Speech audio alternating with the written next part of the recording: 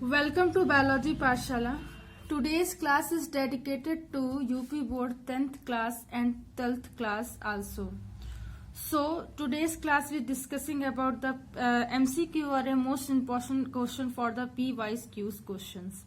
तो आज की पाठशाला में हम इसकी बात करेंगे, लेकिन पाठशाला को स्टार्ट करने से पहले हम बच्चों को मोटिवेशन मैसेज देते हैं। हमारा मानना है कि लाइफ में मोटिवेशन मैसेज एक रेमेडी की तरीके काम करता है।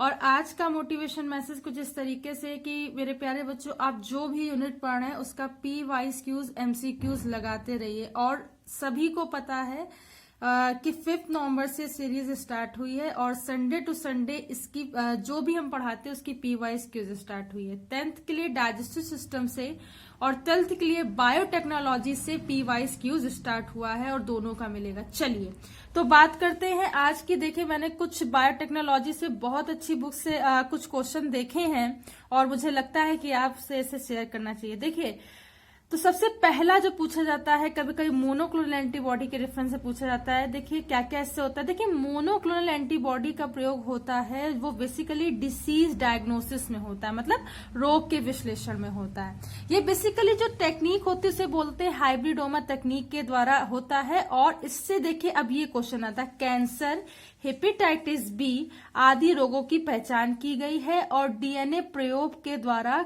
काला अजार रोग जो एक प्रोटोजोआंस के द्वारा होता है उसकी पहचान की गई। तो ये याद रखिएगा, कभी कभी मोनोक्लोनल एंटीबॉडी से ये क्वेश्चंस आते हैं। आगे देखिए, जैव तकनीक का या बायोटेक्नोलॉजी का प्रयोग रोग प्रतिरोधक टीके बनाने में, यानी कि वैक्सीनेशन में हो रहा है। और उस तकनीक के द्वारा कौन कौन सा, सबसे पहले इंसुलिन बनाया गया था और पहला जो इंसुलिन था उसका क्या नाम था, ह्यूमिलिन था, याद रखिएगा। मानव इंटरफेरॉन तथा वृद्धि हार्मोन आदि बनाए गए और मानव इंटरफेरॉन बनाए गए हैं और ग्रोथ हार्मोन बनाए गए। जीन थेरेपी का उपयोग आनुवंशिक रोगों के उपचार में किया गया है, जैसे कि सिस्टिक फाइब्रोसिस। तो सिस्टिक फाइब्रोसिस एक डिसीज है और इसका जो जीन थेरेपी के द्वारा क्या किया गया है, सबसे पहले उपचार किया गया है। ठीक है, तो इतनी बात आप लोग याद रखेंगे। चलिए अगर आगे देखें, आगे समझे तो देखिए, सबसे पहले एक क्वेश्चन आता है, आपसे पूछा जाएगा कि अपराधियों का पता लगाने के लिए किस तकनीक का प्रयोग किया था। तो वो होती है डीएनए फिंगर प्रिंटिंग। वो क्या होती है, डीएनए फिंगर प्रिंटिंग। आगे देखिए, जीवाणु, ठीक है, या ईस्ट यानी कि बैक्टीरिया, ईस्ट या यूनिसेलुलर, ठीक है, एल्गी में क्या होता है, सिंगल सेल प्रोटीन होता है। बिल्कुल सही बात है। अरे भाई, जब ये सिंगल सेल्स हैं, यूनिसेलुलर हैं, तो इसमें सिंगल सेल प्रोटीन होता है। ठीक है, बात याद रखिएगा। आगे देखिए, ट्रांसजेनिक पादपों को वांछित जीन रोपित करके प्राप्त किया जाता है। बिल्कुल सही बात है भाई। ट्रांसजेनिक चाहे पादप हो यानी कि प्लांट हो, चाहे एनिमल हो, उनको वांछित जीन को रोपित करके, मतलब कोई ऐसा जीन है उसको हटा करके नए जीन को प्रत्यारोपित करके नए कैरेक्टर जो आते हैं उसे ट्रांसजेनिक ऑर्गेनिज्म कहते हैं। फिर जो प्लांट के रेफरेंस में हो तो पादप कहेंगे और एनिमल के रेफरेंस में हो तो जंतु कहेंगे। याद रखिएगा, जंतु तकनीक से डॉली मेमने क्लोन का विकास हुआ था। कब हुआ था, 1996 में हुआ था। ठीक है, याद रखेंगे। ठीक है, ये बात याद रखेंगे। तो डॉली क्लोन का विकास हुआ था।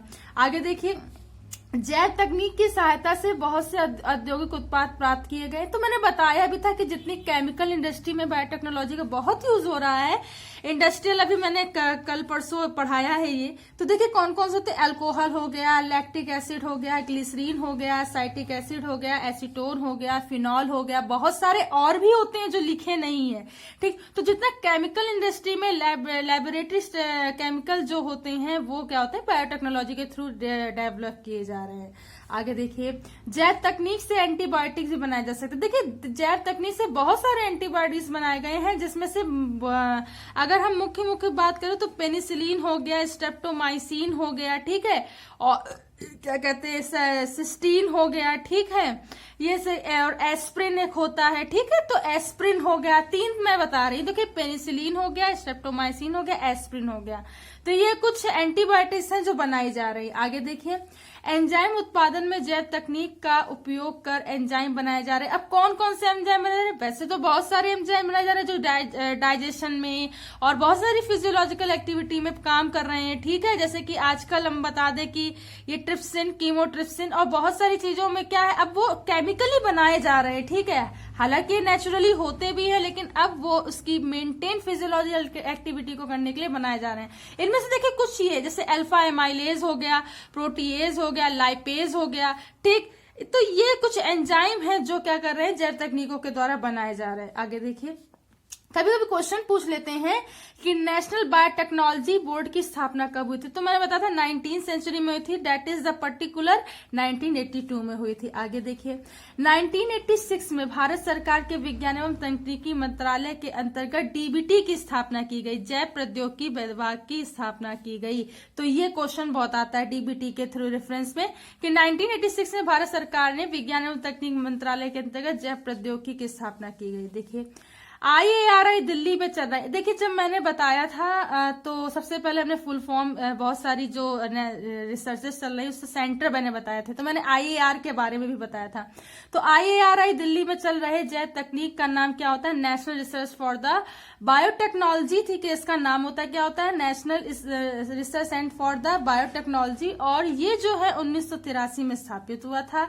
और एक अन्य केंद्र की स्थापना की गई थी 1988 में, ठीक, जिसे क्या बोलते थे, राजीव गांधी ने IARI में किया और जिसका नाम Lal Bahadur centre for biotechnology रखा गया। तो बाद में इसका नाम क्या कर दिया गया, Lal Bahadur centre for biotechnology कर दिया गया। कब, 1988 के बाद।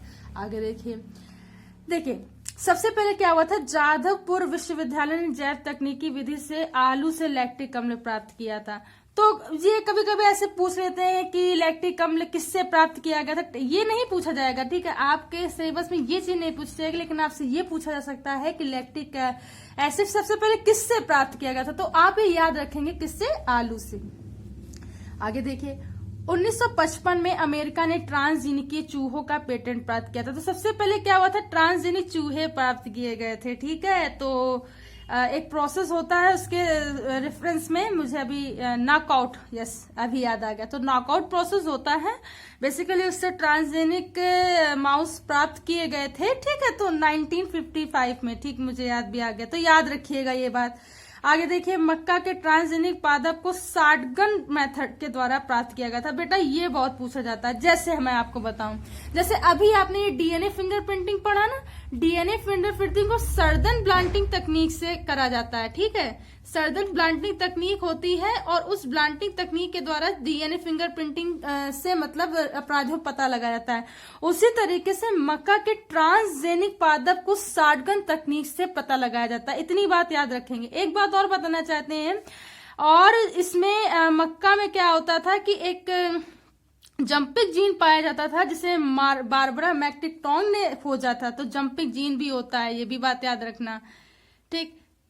इतनी बात आप लोग याद रखेंगे, ठीक है, ये बात याद रखेंगे। चलिए, विटामिन B12 या कॉम्प्लेक्स तथा राइबोफ्लेविन को जैव तकनीकी के द्वारा प्राप्त किया था। तो B12 जो होता है और राइबोफ्लेविन B5 हो गया, ये जो होते हैं जैव तकनीक के द्वारा प्राप्त किए जाते हैं। तो भाई ये आप लोग याद रखिएगा, ठीक है। रोग प्रतिरोधी टीके जैव तकनीक के द्वारा भाई बनाए जा रहे, जितने भी रोग प्रतिरोधी टीके हैं, ठीक है, जितनी भी वैक्सीनेशन है वो आजकल किससे बनाई जा रही है बेटा, हमारी बायोटेक्नोलॉजी से बनाई जा रही है, ठीक है।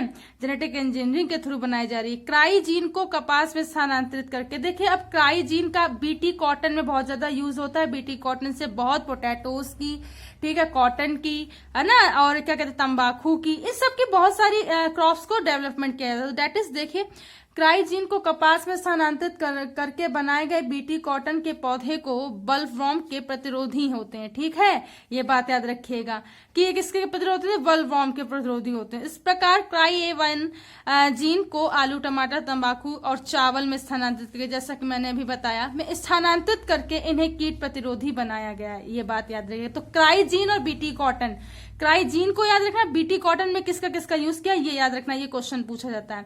आगे देखिए, आगे से पूछा जाएगा, स्यूडोमोनास प्यूटिडा से नेफ्थलीन डीऑक्सीजनेस एंजाइम के संश्लेषण के लिए जीन को ई कोलाई से निवेशित किया गया, जिससे औद्योगिक स्तर पर इंडिगो डाई बनाई जाती है। अब इंडिगो डाई कैसे बताएं, केमिकल इंडस्ट्रीज में डाइस के लिए, कलरिंग के लिए यूज किया जाता है।